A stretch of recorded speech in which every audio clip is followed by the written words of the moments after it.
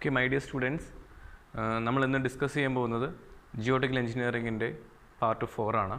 അപ്പോൾ നമ്മൾ കഴിഞ്ഞ വീഡിയോയിൽ നമ്മൾ ഡിസ്കസ് ചെയ്തത് specific gravity of soil by pycnometer method, glass jar method, measuring flask method, density bottle method, ഇങ്ങനെ 4 മെത്തേഡ് വഴി നമുക്ക് നമ്മുടെ സോയിലിൻ്റെ സ്പെസിഫിക് ഗ്രാവിറ്റി എങ്ങനെയാണ് കണ്ടെത്തുക എന്നുള്ളതാണ് നമ്മൾ കഴിഞ്ഞ ക്ലാസ്സിൽ ഡിസ്കസ് ചെയ്തത്.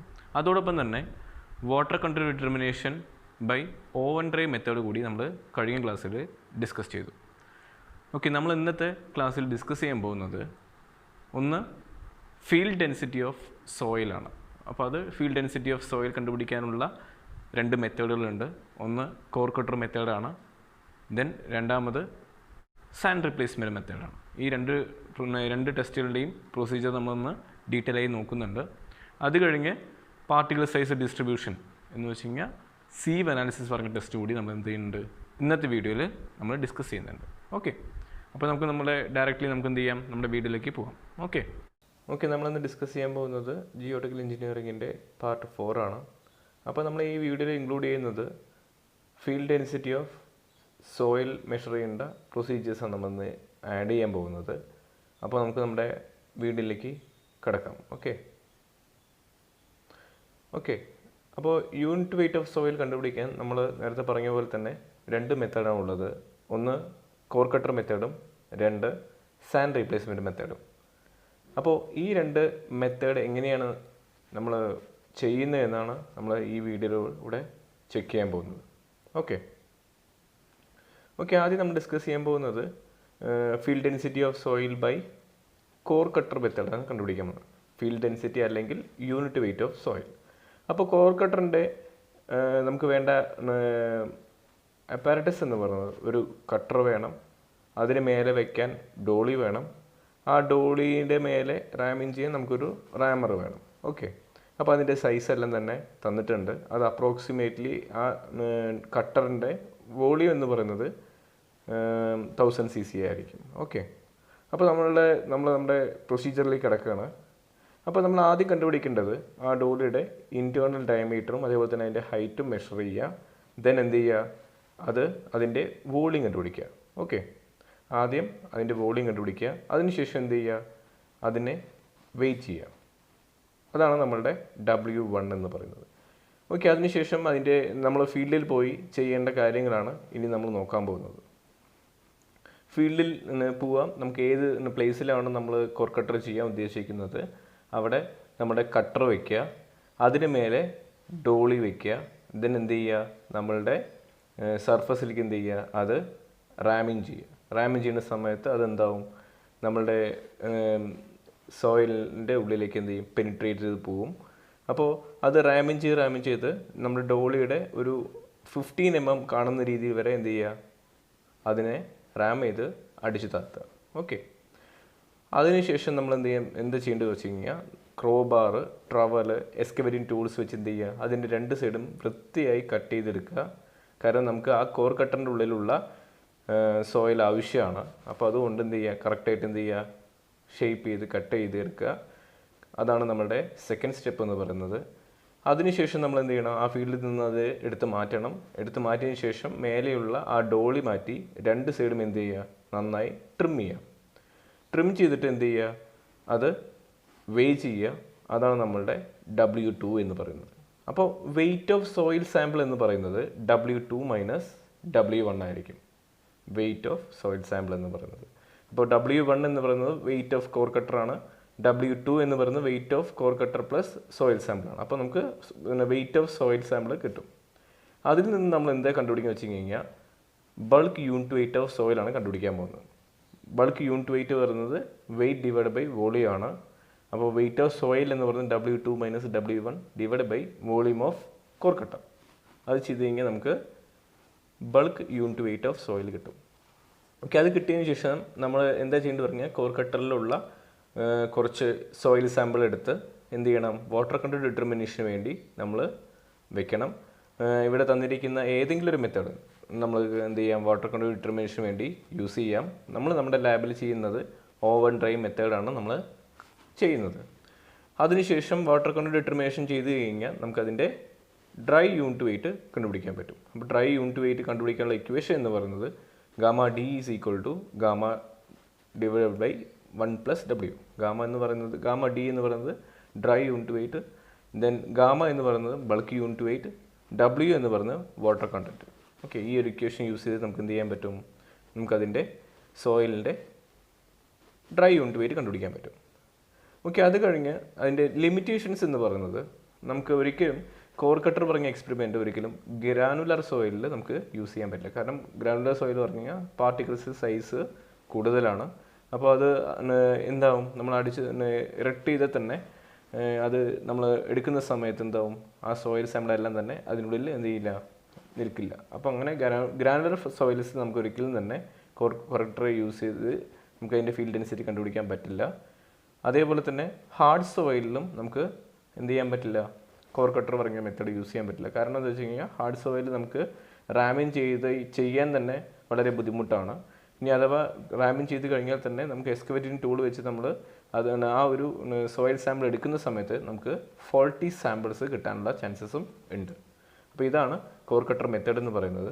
അപ്പോൾ ഈ ലിമിറ്റേഷൻസ് വെച്ചുകൊണ്ട് നമുക്ക് എന്ത് ചെയ്യണം, ഈ ലിമിറ്റേഷനിലുള്ള സോയിൽസിൻ്റെ ഫീൽഡ് ഡെൻസിറ്റി കണ്ടുപിടിക്കാനുള്ള മെത്തേഡ് വേറെ നമ്മൾ നോക്കേണ്ടി വരും. ആ സമയത്താണ് നമ്മൾ എന്ത് ചെയ്യേണ്ടത്, സാൻഡ് റീപ്ലേസ്മെൻറ്റ് പറഞ്ഞ മെത്തേഡ് യൂസ് ചെയ്യേണ്ടത്. അപ്പോൾ ഈ രണ്ട് ടൈപ്പ് ഓഫ് സോയിലിലും നമുക്ക് ഒരിക്കലും ഫീൽഡ് ഡെൻസിറ്റി കണ്ടുപിടിക്കാൻ പറ്റില്ല. അപ്പോൾ അതിനൊരു ഓപ്ഷൻ എന്ന രീതിയിൽ നമ്മൾ സാൻഡ് റീപ്ലേസ്മെൻറ്റ് ഇറങ്ങിയ മെത്തേഡാണ് യൂസ് ചെയ്യുന്നത്. അപ്പോൾ സാൻഡ് റീപ്ലേസ്മെൻറ്റ് പറയുന്ന മെത്തേഡിൻ്റെ സെറ്റപ്പ് എന്ന് പറയുന്നത് ഒരു സിലിണ്ടറിക്കൽ കാലിബ്രേറ്റിംഗ് കണ്ടെയ്നർ ഉണ്ട്, അതേപോലെ തന്നെ സാൻഡ് പോറിങ് സിലിണ്ടർ ഉണ്ട്, then metal tray with a hole ഉണ്ട്. ഇതാണ് നമ്മുടെ സാൻഡ് റീപ്ലേസ്മെൻറ്റിൻ്റെ ഒരു സെറ്റപ്പ് എന്ന് പറയുന്നത്. അപ്പോൾ അതിൽ നമ്മൾ ആദ്യം നമുക്ക് എന്ത് ചെയ്യണം, സോയിൽ സാമ്പിൾ എടുക്കണം എങ്ങനെയാണ് നമുക്ക് നോക്കാം. ഓക്കെ, അപ്പോൾ soil should passes through 1 mm ISCF and retain on 600 micron ISCF. അപ്പോൾ നമ്മൾ എടുക്കേണ്ട സോയിൽ സാമ്പിൾ എന്ന് പറയുന്നത് 1 mm ISCFിലൂടെ പാസ് ചെയ്യുന്നതും 600 മൈക്രോൺ ISCFിൽ റീറ്റെയിൻ ചെയ്യുന്നതായിട്ടുള്ള സോയിലാണ് നമ്മൾ എന്ത് ചെയ്യേണ്ടത്, ഇതിൽ എടുക്കേണ്ടത്. ഓക്കെ, അത് കഴിഞ്ഞ് നമ്മൾ എന്ത് ചെയ്യണം, നമ്മുടെ കാലിബ്രേറ്റിംഗ് സിലിണ്ടറിൻ്റെ ഇൻറ്റേർണൽ ഡയമീറ്ററും അതിൻ്റെ ഹൈറ്റും കണ്ടുപിടിക്കണം, ദെൻ അതിൻ്റെ വോളിയം കണ്ടുപിടിക്കണം. ഓക്കെ, ഇത് നമ്മുടെ സാൻഡ് പോറിങ് സിലിണ്ടറാണ്. അപ്പോൾ നമ്മുടെ സാൻഡ് പോറിങ് സിലിണ്ടറിൽ ഏറ്റവും ബോട്ടത്തിലായിട്ട് ഒരു ഹോളുണ്ട്. ആ ഹോളിലൂടെയാണ് നമുക്ക് എന്ത് ചെയ്യേണ്ടത്, സാൻഡ് മൂവ് ചെയ്തിട്ട് നമുക്ക് അതിൻ്റെ ഫീൽഡ് ഡെൻസിറ്റി കണ്ടുപിടിക്കേണ്ടത്. അപ്പോൾ ഈ ഹോള് നമുക്ക് ഓപ്പൺ ചെയ്യാനും ക്ലോസ് ചെയ്യാനും ഉള്ള നോബ് ആ സൈഡിൽ തന്നെ പ്രൊവൈഡ് ചെയ്തിട്ടുണ്ട്. ആ നോബിൻ്റെ മൂവ്മെൻ്റ് അനുസരിച്ചിട്ട് നമുക്ക് ആ ഹോൾ എന്ത് ചെയ്യാൻ പറ്റും, ഓപ്പൺ ചെയ്യാനും ക്ലോസ് ചെയ്യാനും പറ്റും. അപ്പോൾ അത് നമുക്ക് എങ്ങനെയാണ് നമുക്ക് നോക്കാം. അപ്പോൾ നമ്മുടെ സാൻഡ് റീപ്ലേസ്മെൻറ്റ് മെത്തേഡിൻ്റെ ആദ്യത്തെ സ്റ്റെപ്പ് എന്ന് പറയുന്നത്, ഇപ്പോൾ നമ്മൾ നോബ് ക്ലോസ് ചെയ്ത് വയ്ക്കുക. ക്ലോസ് ചെയ്തതിന് ശേഷം നമ്മൾ എടുക്കേണ്ട സോയിലിൽ 1 mm ISCFിലൂടെ പാസ് ചെയ്യുന്നതും 600 മൈക്രോണിൽ റീറ്റെയിൻ ചെയ്യുന്നതായിട്ടുള്ള സോയിൽ എന്ത് ചെയ്യുക, നമ്മുടെ സാൻഡ് പോറിങ് സിലിണ്ടറിൽ ഫില്ല് ചെയ്തതിന് ശേഷം എന്ത് ചെയ്യുക, അത് വെയിറ്റ് ചെയ്യുന്ന സമയത്ത് നമുക്ക് കിട്ടുന്ന ആ ഒരു വെയിറ്റ് ആയിരിക്കും നമ്മളുടെ W1 എന്ന് പറയുന്നത്. അതിനുശേഷം നമ്മൾ എന്താ ചെയ്യേണ്ടത് പറഞ്ഞാൽ, നമ്മുടെ സാൻഡ് പോറിങ് സിലിണ്ടർ നമ്മളുടെ കാലിബ്രേറ്റിംഗ് കണ്ടെയ്നർ, സിലിണ്ടറിക്കൽ കാലിബ്രേറ്റിംഗ് കണ്ടെയ്നറിൻ്റെ കോൺസെൻട്രിക്കലി ആയിട്ട് മേലെ വെക്കുക. ദെൻ എന്ത് ചെയ്യുക, നമ്മുടെ നോബ് ഓപ്പൺ ചെയ്യുന്ന സമയത്ത് ആ ഹോളിലൂടെ എന്ത് ചെയ്യും, നമ്മുടെ സാൻഡ് പോറിങ് സിലിണ്ടറിലുള്ള സോയിൽ ആ കാലിബ്രേറ്റിംഗ് കണ്ടെയ്നറും ഒപ്പം തന്നെ അവിടെ ഒരു ട്രയാങ്കുലർ പോർഷൻ, ഒരു കോണിക്കൽ പോർഷൻ കൂടി വരുന്നുണ്ട്. ആ കോണ് കൂടി ഫില്ലാവും. അപ്പോൾ ആ കോൺ കൂടി ഫില്ലായതിന് ശേഷമുള്ള വെയിറ്റ് നമ്മൾ എന്ത് ചെയ്യണം, എടുക്കണം. അതായിരിക്കും നമ്മളുടെ W2 എന്ന് പറയുന്നത്. അപ്പോൾ ഈ W2 എന്ന് പറയുന്നത് weight of sand pouring cylinder after filling the cylindrical calibrating container and cone ആയിരിക്കും നമുക്ക് കിട്ടുന്ന വെയിറ്റ് എന്ന് പറയുന്നത്. അത് നമ്മളുടെ W2 ആയിരിക്കും. നമ്മളുടെ അടുത്ത സ്റ്റെപ്പ് എന്ന് പറയുന്നത് നമുക്ക് ആ കോണിൻ്റെ വോളിയം കണ്ടുപിടിക്കണം. അപ്പോൾ അതിനായിട്ട് നമ്മൾ എന്ത് ചെയ്യണം വെച്ച് കഴിഞ്ഞാൽ, ഒരു ഗ്ലാസ് പ്ലേറ്റ് എടുക്കുക. ഗ്ലാസ് പ്ലേറ്റിന് മേലെ നമ്മുടെ സാൻഡ് പോറിങ് സിലിണ്ടർ വയ്ക്കുക. അതിനുശേഷം എന്ത് ചെയ്യുക, നമ്മുടെ നോബ് ഓപ്പൺ ചെയ്യുന്ന സമയത്ത് ആ കോണ് ഫില്ലാവും. അതിൽ ഫർദർ ആയിട്ടുള്ള മൂവ്മെൻ്റ് ഒന്നും തന്നെ ഇല്ലെങ്കിൽ എന്ത് ചെയ്യുക, നോബ് ക്ലോസ് ചെയ്യുക. ദെൻ ആ സാൻഡ് പോറിങ് സിലിണ്ടറിൻ്റെ വെയിറ്റ് എടുക്കുക, അല്ലെങ്കിൽ ആ പുറത്ത് വന്ന സോയിലിലെ വെയിറ്റ് എടുത്താലും നമുക്ക് എന്ത് കിട്ടും? വെയിറ്റ് ഓഫ് അല്ലെങ്കിൽ വോളിയം ഓഫ് കോൺ പോർഷൻ കിട്ടും. അതായിരിക്കും നമ്മളുടെ W3 എന്ന് പറയുന്നത്. അതിനുശേഷം നമ്മൾ എന്ത് ചെയ്യണം? വോളിയം ഓഫ് കാലിബ്രേറ്റിംഗ് സിലിണ്ടർ നമുക്ക് എത്രയാണെന്ന് കണ്ടുപിടിക്കണം. അതെങ്ങനെ കണ്ടുപിടിക്കുക വെച്ച് കഴിഞ്ഞാൽ W1 എന്ന് പറയുന്നത് നമ്മുടെ സാൻഡ് പൗറിംഗ് സിലിണ്ടർ പ്ലസ് നമ്മുടെ സോയിലായിരിക്കും W1 എന്ന് പറയുന്നത്. W2 എന്ന് പറയുന്നത് എന്താണ്? നമ്മുടെ സാൻഡ് പൗറിംഗ് സിലിണ്ടർ പ്ലസ് അതിൽ after filling the calibrating container and കോണായിരിക്കും. അതിൽ നിന്ന് വീണ്ടും കോൺ മൈനസ് ചെയ്തെങ്കിൽ നമുക്ക് എന്ത് കിട്ടും? നമ്മളുടെ കാലിബ്രേറ്റിംഗ് കണ്ടെയ്നറിൻ്റെ വോളിയം കിട്ടും. അതാണ് നമ്മളുടെ WA എന്ന് പറയുന്നത്. ഓക്കെ, അതിനുശേഷം നമ്മൾ ഫീൽഡിൽ പോവുക. ഏത് ഫീൽഡിൻ്റെയാണ് നമുക്ക് യൂണിറ്റ് വെയിറ്റ് കണ്ടുപിടിക്കേണ്ടത്? ഫീൽഡിൽ പോവുക. ഫീൽഡിൽ പോയി നമ്മൾ എവിടെയാണോ ചെയ്യുന്നത് പറഞ്ഞു കഴിഞ്ഞാൽ ആ ഒരു സർഫസ് എന്ത് ചെയ്യുക? നന്നായി ക്ലീൻ ചെയ്യുക. എന്നിട്ട് ഈ മെറ്റൽ ട്രേ എന്ത് ചെയ്യുക? ആ ഒരു സർഫസിൽ വെക്കുക. അതിനുശേഷം ആ ഹോളായിട്ടുള്ള പോർഷനിലൂടെ നമ്മുടെ എക്സ്കവേഷൻ ടൂൾ യൂസ് ചെയ്തിട്ട് എന്ത് ചെയ്യുക? ഒരു ഹോള് നമ്മൾ എന്ത് ചെയ്യുക? എക്സ്കവേറ്റ് ചെയ്യുക. എന്നിട്ട് അതിൽ നമുക്ക് എക്സ്കവേറ്റ് ചെയ്ത് വരുന്ന മണ്ണെല്ലാം തന്നെ എന്ത് ചെയ്യുക? ആ ട്രേയിലേക്ക് കളക്ട് ചെയ്യുക. അതിനുശേഷം നമ്മൾ എന്ത് ചെയ്യണം? ആ എക്സ്കവേറ്റ് ചെയ്ത സോയിലിൻ്റെ വെയിറ്റ് എടുക്കണം. അതായിരിക്കും നമ്മളുടെ W എക്സ്കവേറ്റഡ് സോയിൽ എന്ന് പറയുന്നത്. അതിനുശേഷം നമ്മളുടെ സാൻഡ് പൗറിംഗ് സിലിണ്ടറിലുള്ള സോയിൽ റീഫിൽ ചെയ്യുക.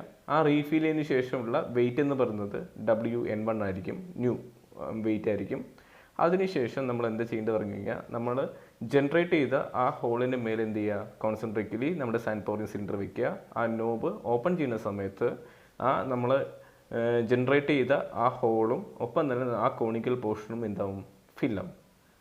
അപ്പോൾ ഫില്ലായതിന് ശേഷമുള്ള വെയിറ്റ് എടുക്കുക. ആ വെയിറ്റ് ആയിരിക്കും നമ്മളുടെ WN2 എന്ന് പറയുന്നത്. ഈ WN2 എന്ന് പറയുന്നത് നമ്മൾ സർഫസിൽ ഉണ്ടാക്കിയ ഹോളും അതേപോലെ തന്നെ കോണിക്കൽ പോർഷനും ഫില്ല് ചെയ്തതിന് ശേഷമുള്ള വെയിറ്റ് ആയിരിക്കും WN2 എന്ന് പറയുന്നത്. അടുത്ത സ്റ്റെപ്പ് എന്ന് പറയുന്നത് നമുക്ക് എന്ത് കിട്ടണം? നമ്മളുടെ ആ ഹോളിൽ എത്ര സോയിൽ നമ്മൾ പവർ ചെയ്തിട്ടുണ്ടെന്നാണ് നമ്മൾ ഇനി കണ്ടുപിടിക്കേണ്ടത്. അപ്പോൾ അതിന് വേണ്ടി WN1 minus WN2 minus W3 ചെയ്താൽ നമുക്ക് എന്ത് കിട്ടും? വോളിയം ഓഫ് ആ ഹോള് കിട്ടും. ആ വോളിയം ഓഫ് ഹോള് കിട്ടിക്കഴിഞ്ഞാൽ നമുക്ക് എന്ത് ചെയ്യാൻ പറ്റും? Bulk unit weight of soil കണ്ടുപിടിക്കാൻ പറ്റും. അതെങ്ങനെയാണ് വെച്ച് കഴിഞ്ഞാൽ weight of soil divide by volume of hole ചെയ്താൽ നമുക്ക് എന്ത് കിട്ടും? ബൾക്ക് യൂണിറ്റ് വെയിറ്റ് കിട്ടും. അപ്പോൾ bulk unit weight of soil is equal to W excavated soil divide by volume of hole ആയിരിക്കും. ഈ ഇക്വേഷനിൽ നമ്മൾ സബ്സ്റ്റിറ്റ്യൂട്ട് ചെയ്ത് കഴിഞ്ഞാൽ നമുക്ക് bulk unit weight of soil കിട്ടും. അതിനുശേഷം നമ്മൾ എന്ത് ചെയ്യേണ്ടി പറഞ്ഞു കഴിഞ്ഞാൽ എക്സ്കവേഷൻ ചെയ്ത ആ ഒരു സോയിലിൽ കുറച്ച് പോർഷൻ എന്ത് ചെയ്യുക? വാട്ടർ കണ്ടന്റ് ഡിറ്റർമിനേഷന് വേണ്ടി നമ്മൾ യൂസ് ചെയ്യുക. ഈ താഴെ പറഞ്ഞിരിക്കുന്ന ഏതെങ്കിലും ഒരു മെത്തേഡാണ് നമ്മൾ യൂസ് ചെയ്യേണ്ടത്. ഓവൻ ഡ്രൈ മെത്തേഡ് യൂസ് ചെയ്യാം, പൈക്രോമീറ്റർ യൂസ് ചെയ്യാം, സാൻഡ് ബാത്ത് മെത്തേഡ് യൂസ് ചെയ്യാം, rapid moisture metre method use ചെയ്യാം, ടോർഷൻ ബാലൻസ് യൂസ് ചെയ്യാം. അപ്പോൾ നമ്മളുടെ കോളേജിൽ ഓവൻ ഡ്രൈ മെത്തേഡാണ് നമ്മൾ അഡോപ്റ്റ് ചെയ്തിരിക്കുന്നത്. അപ്പോൾ അതുവഴി എന്ത് ചെയ്യുക? അതിൻ്റെ വാട്ടർ കണ്ടന്റ് ഡിറ്റർമിനേഷൻ ചെയ്യുക. ദെൻ എന്ത് ചെയ്യുക? അതിൻ്റെ dry unit weight of soil എന്ന് പറയുന്നത് dry unit weight is equal to bulk unit weight divide by 1 plus W ആയിരിക്കും. അതിൽ W എന്ന് പറയുന്നത് വാട്ടർ കണ്ടന്റ് ആയിരിക്കും. ഓക്കെ, നമ്മളിനി ഡിസ്കസ് ചെയ്യാൻ പോകുന്നത് പാർട്ടിക്കിൾ സൈസ് ഡിസ്ട്രിബ്യൂഷനാണ്. സീവ് അനാലിസിസ് എന്ന് പറയും. അപ്പോൾ നമുക്ക് കിട്ടുന്ന സോയിലിനെ അതിൻ്റെ ഗ്രെയിൻ സൈസ് വഴി അനലൈസ് ചെയ്യുന്ന മെത്തേഡാണ് സീവ് അനാലിസിസ് എന്ന് പറയുന്നത്. അപ്പോൾ ഈ സീവ് അനാലിസിസ് നമ്മൾ ചെയ്യുന്നത് കോഴ്സ് ഗ്രെയിൻ സോയിൽസാണ്. ഈ കോഴ്സ് ഗ്രെയിൻ സോയിൽസ് പറഞ്ഞു കഴിഞ്ഞാൽ 75 മൈക്രോൺ സീവിൻ്റെ അല്ലെങ്കിൽ മൈക്രോൺ സൈസിനേക്കാളും കൂടുതലുള്ള സോയിൽ പാർട്ടിക്കിളിൽ നിന്നാണ് നമ്മൾ സീവ് അനാലിസിസ് അഡോപ്റ്റ് ചെയ്യുക. അപ്പോൾ ഈ സീവ് അനാലിസിസിൻ്റെ യൂസ് ചെയ്യുന്നത് നമ്മൾ പറഞ്ഞു സീവ് സെറ്റ് യൂസ് ചെയ്തിട്ട് നമ്മൾ സീവ് അനാലിസിസ് ചെയ്യണം. അപ്പോൾ ഇതിലെങ്ങനെയാണെന്ന് വെച്ച് കഴിഞ്ഞാൽ ഒരു സ്ക്വയർ ആയിട്ടുള്ള ഒരു വയർ മെഷാണ് ഈ സീവ് എന്ന് പറയുന്നത്.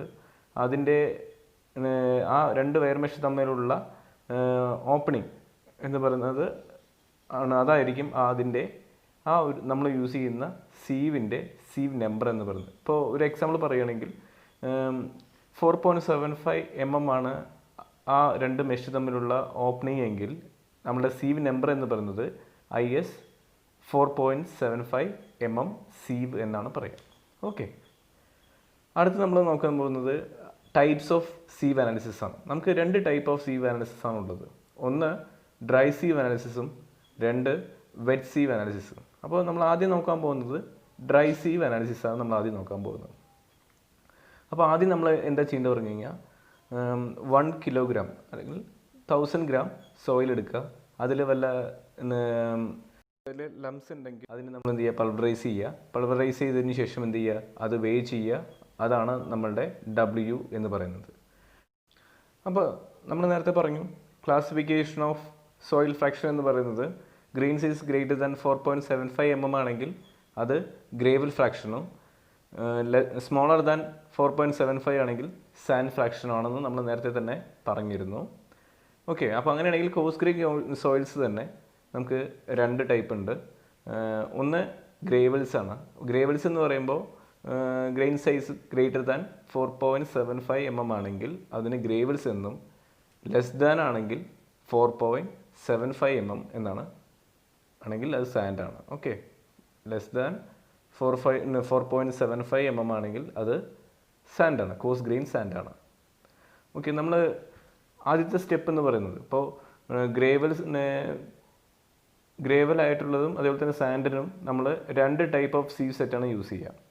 അപ്പോൾ കോഴ്സ് ഗ്രെയിൻ ആണെങ്കിൽ നമ്മൾ യൂസ് ചെയ്യുന്ന സീവ് സെറ്റുകൾ ഏതൊക്കെയാണെന്ന് വെച്ച് കഴിഞ്ഞാൽ 80 mm, 40 mm, 20 mm, 10 mm, 4.75 ഇത്രയും സീവാണ് നമ്മൾ കോഴ്സ് ഗ്രെയിനിന് വേണ്ടി യൂസ് ചെയ്യുക. ഫൈൻ ഗ്രെയിൻ സോയിൽസിന് നമ്മൾ യൂസ് ചെയ്യുന്ന സീവുകൾ ഏതൊക്കെയാണെന്ന് വെച്ച് കഴിഞ്ഞാൽ 2 mm, 1 mm, 600 micron, 425 micron, 212 micron, 150 micron, 75 micron ഇത്രയും സീവ് സെറ്റിലാണ് നമ്മൾ ഫൈൻ ഗ്രെയിൻ ആയിട്ടുള്ള സോയിൽസിന് വേണ്ടി യൂസ് ചെയ്യാം.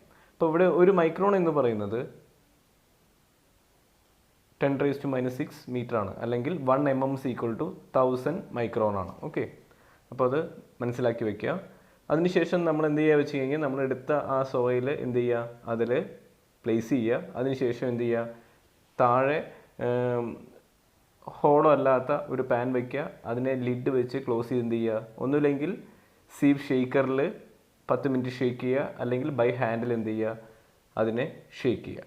ഷേക്ക് ചെയ്തതിന് ശേഷം എന്ത് ചെയ്യുക, ഓരോരോ സീവിലും റിറ്റെയിൻ ചെയ്ത വെയിറ്റുകൾ എന്ത് ചെയ്യുക, W1, W2, W3, W4, W5 അതേപോലെ തന്നെ ലാസ്റ്റ് റിറ്റെയിൻ ചെയ്ത WPAN വരെ എന്ത് ചെയ്യുക, നമ്മൾ വേ ചെയ്യുക. അത് നോട്ട് ചെയ്ത് വെക്കുക. അപ്പോൾ നമുക്കിനി കണ്ടുപിടിക്കാനുള്ളത്, ഇപ്പോൾ കാൽക്കുലേഷൻ പാർട്ടിലേക്ക് പോകുന്ന സമയത്ത് നമുക്കിനി ആദ്യം കണ്ടുപിടിക്കാനുള്ളത് percentage of retained on sieve ആണ്. എന്ന് വെച്ച് കഴിഞ്ഞാൽ പെർസെൻറ്റേജ് ഓഫ് റീറ്റെയിൻഡ് സോയിലാണ്.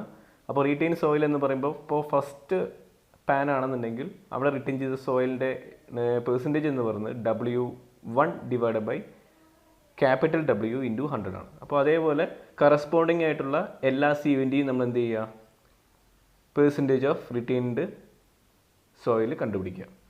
അതിനുശേഷം നമുക്ക് വരുന്ന കാൽക്കുലേഷനാണ് ക്യുമുലേറ്റീവ് പെർസെൻറ്റേജ് റീറ്റെയിൻഡ്. അപ്പോൾ അത് എങ്ങനെയാണെന്ന് വെച്ച് കഴിഞ്ഞാൽ, ഇപ്പോൾ നമ്മളിവിടെ എടുത്തിരിക്കുന്നത് W4 ആണ്.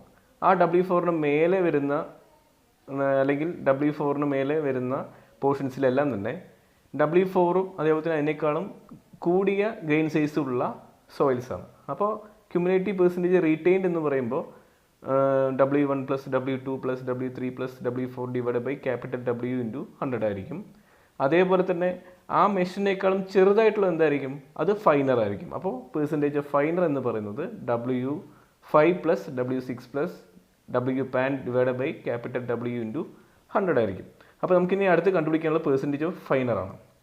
അപ്പോൾ പെർസെൻറ്റേജ് ഓഫ് ഫൈനർ നമ്മൾ എങ്ങനെ കണ്ടുപിടിക്കുക വെച്ച് കഴിഞ്ഞാൽ, നമ്മൾ ക്യുമുലേറ്റീവ് പെർസെൻറ്റേജ് ആദ്യം കണ്ടുപിടിക്കും. അപ്പോൾ ക്യുമുലേറ്റീവ് പെർസെൻറ്റേജ് എന്ന് പറയുന്നത് ആദ്യം C1 ആണ്. അപ്പോൾ ആദ്യത്തെ പാനിൻ്റെ നമ്മൾ നേരത്തെ കണ്ടുപിടിച്ച റീറ്റെയിൻ ചെയ്ത സോയിൽ തന്നെയായിരിക്കും, P1 തന്നെയായിരിക്കും. രണ്ടാമത്തേൽ P1 + P2 ആയിരിക്കും. ദെൻ മൂന്നാമത്തേൽ P1 + P2 + P3 അങ്ങനെ എക്സ്റ്റെൻഡ് ചെയ്ത് പോകും. Okay, then percentage of finer എന്ന് പറയുന്നത് 100 - C1 ആയിരിക്കും ആദ്യത്തേത്. അതേപോലെ ഓരോ സീവിനും കറസ്പോണ്ടിങ് ആയിട്ടുള്ള 100 കൊണ്ട് മൈനസ് ചെയ്തിട്ടുള്ള C1 ആയിരിക്കും അതിൻ്റെ പെർസെൻറ്റേജ് ഓഫ് ഫൈനർ എന്ന് പറയുന്നത്. ദെൻ നമ്മൾ നോക്കാൻ പോകുന്നത് വെറ്റ് സീവ് അനാലിസിസ് ആണ്. അപ്പോൾ വെറ്റ് സീവ് അനാലിസിസ് നമ്മൾ എങ്ങനെ ചെയ്യുക വെച്ച് കഴിഞ്ഞാൽ, 75 മൈക്രോണിലൂടെ എന്ത് ചെയ്യാം, നമ്മളുടെ സോയിലിനെ പാസ് ചെയ്യിപ്പിക്കുക. അപ്പോൾ അതിൽ റിട്ടേൺ ചെയ്യുന്ന സോയിലാണ് നമ്മൾ എന്ത് ചെയ്യേണ്ടത് ബെഡ് സീവ് അനാലിസിസിന് വേണ്ടി യൂസ് ചെയ്യേണ്ടത്. അപ്പോൾ അതിലൂടെ പാസ് ചെയ്ത് പോകുന്ന സോയിൽസിൻ്റെ ടെസ്റ്റ് എന്ന് പറയുന്നത് ഒന്നുമില്ലെങ്കിൽ സെഡിമെൻറ്റേഷൻ അല്ലെങ്കിൽ ഹൈഡ്രോമീറ്റർ മെത്തേഡ് വഴിയാണ് നമ്മൾ എന്ത് ചെയ്യുക അതിൻ്റെ സോയിൽ ഫൈനൽ ഫ്രാക്ഷൻ കണ്ടുപിടിക്കുക. അപ്പോൾ നമ്മൾ ഈ വാഷ് ചെയ്യുന്ന എന്തിനാണെന്ന് വെച്ച് കഴിഞ്ഞാൽ അതിലുള്ള ഇപ്പോൾ സിൽട്ട് പാർട്ടികൾ പോലുള്ള പോർഷൻസ് പോകാനാണ് നമ്മൾ എന്ത് ചെയ്യണം വാഷ് ചെയ്യുന്നത് ഏറ്റവും നല്ലതാണ്. കാരണം നമുക്ക് കറക്റ്റായിട്ടുള്ള ആക്യുറേറ്റ് ആയിട്ടുള്ള വാല്യൂസ് നമുക്ക് കിട്ടും. അപ്പോൾ ഈ വാഷ് ചെയ്ത സോയിലിനെ നമ്മൾ എന്ത് ചെയ്യണം ഓവലിൽ വെച്ച് ഡ്രൈ ചെയ്യണം. ഡ്രൈ ചെയ്തതിന് ശേഷം നമ്മൾ എന്ത് ചെയ്യണം നമ്മൾ സാധാരണ ഡ്രൈ സീവ് അനാലിസിസ് എങ്ങനെയാണോ ചെയ്യുക അതേ സ്റ്റെപ്പ് തന്നെ ഫോളോ ചെയ്യുക. ദെൻ എന്ത് ചെയ്യുക ആ ടാബുലേഷൻ ഫില്ല് ചെയ്യുക. ആ ടാബുലേഷൻ ഫില്ല് ചെയ്ത് കഴിഞ്ഞ ശേഷം നമുക്ക് ഒരു ഗ്രാഫ് വരയ്ക്കാനുണ്ട്, ഗ്രാഫ് പ്ലോട്ട് ചെയ്യാനുണ്ട്. ഓക്കെ, നമ്മളിനി ചെയ്യാൻ പോകുന്നത് നമ്മളുടെ ഈ ഗ്രെയിൻ സൈസ് അനാലിസിസ് ചെയ്ത ആ ടേബിളിൽ നമ്മൾ ഒരു ഗ്രാഫിലേക്ക് പ്ലോട്ട് ചെയ്യണം. അപ്പോൾ നമ്മളത് യൂസ് ചെയ്യുന്ന ഗ്രാഫ് എന്ന് പറയുന്നത് ഒരു സെമി ലോഗ് ഗ്രാഫാണ്. കാരണം എന്താ വെച്ചാൽ നമുക്ക് ഒരിക്കലും ബാർ ചാർട്ടിൽ ഇത്രയും ഗ്രെയിൻ സൈസ് നമുക്ക് ഉൾപ്പെടുത്താൻ സാധിക്കില്ല. അപ്പോൾ അതുകൊണ്ടാണ് നമ്മളത് സെമി ലോഗ് ഗ്രാഫ് ഇതിന് വേണ്ടി യൂസ് ചെയ്യുന്നത്. കാരണം ഒരുപാട് സൈസ് ഡിഫറൻസിൽ നമുക്ക് ഒരുപാട് ഗ്രെയിൻ സൈസുകൾ വരുന്നതുകൊണ്ട് നമുക്ക് ഒരിക്കലും തന്നെ ബാർ ചാർട്ട് ഇതിൽ യൂസ് ചെയ്യാൻ പറ്റില്ല. അപ്പോൾ നമ്മളിത് ചെയ്യുന്നത് സെമി ലോഗ് ഗ്രാഫിലാണ്.